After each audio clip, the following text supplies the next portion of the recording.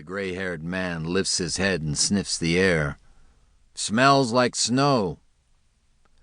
Weather Channel claims a storm's moving in, Oliver Washington, who's guiding Little Bear, offers. Leduc nods. I heard that too. I talked to the pilot. He says no problem. Hope you trust this guy, Little Bear says. He told me yesterday he could fly through the crack in the Statue of Liberty's ass.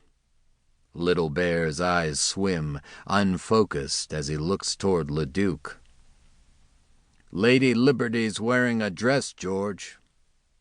You ever hear of hyperbole, Edgar? Leduc turns back to Joe and says in a low voice, Call him. The airport van will be here any minute. We'll wait. She puts enough distance between herself and the others for privacy, draws her cell phone from her purse and turns it on. When it's powered up, she punches in the number of her home telephone. No one answers. Voicemail kicks in, and she leaves this. Cork, it's me. There's a long pause as she considers what to say next. Finally, I'll call you later. In his imagining, this is a detail that never changes. It's one of the few elements of the whole tragic incident that's set in stone. Her recorded voice, the empty silence of her long hesitation. Any luck? Leduc asks when she rejoins the others. She shakes her head. He didn't answer. I'll try again in Seattle. The van pulls into the lot and stops in front of the hotel. The small gathering of passengers lift their luggage and clamber aboard. They all help Little Bear, for whom everything is a blur. Heard snow's moving in, Oliver Washington tells the driver. Yep, real ass-kicker, they're saying. You folks are getting out just in time. The driver swings the van door closed and pulls away.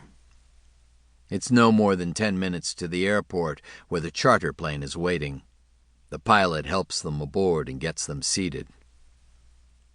Bad weather coming in, we heard, Scott No Day tells him. The pilot's wearing a white shirt with gold and black epaulets, a black cap with gold braid across the crown. A storm front's moving into the Rockies. There's a break west of Cody. We ought to be able to fly through before she closes. Except for Joe. All those aboard have a tribal affiliation. No Day is Eastern Shoshone. Little Bear is Northern Arapaho. Oliver Washington and Bob Tallgrass are both Cheyenne. The pilot, like Leduc, is Ojibwe, a member of the Lakota band out of Wisconsin. The pilot gives them the same pre-flight speech he delivered to Joe and Leduc the day before at the regional airport outside Aurora. It's rote, but he throws in a few funny lines that get his passengers smiling and comfortable. Then he turns and takes a seat at the controls up front. They taxi, lift off, and almost immediately plow into clouds thick as mud. The windows streak with moisture. The plane shivers, and the metal seems to twist in the grip of the powerful air currents. They rattle upward at a steep angle for a few minutes. Then suddenly they've broken into blue sky with the morning sun at their backs, and below them a mattress of white cloud. Like magic, the ride smooths out.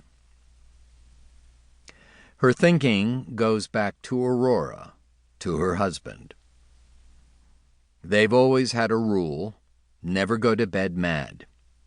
There should be a corollary, she thinks. Never separate for a long trip with anger still between you. In the seat opposite, Edgar Little Bear, not a young man, closes his purblind eyes and lays his head back to rest. Next to him, No Day, slender and with a fondness for turquoise and silver, opens a dog-eared paperback and begins to read. In the seats directly ahead of Joe and Leduc, Washington and Tallgrass continue a discussion begun the night before.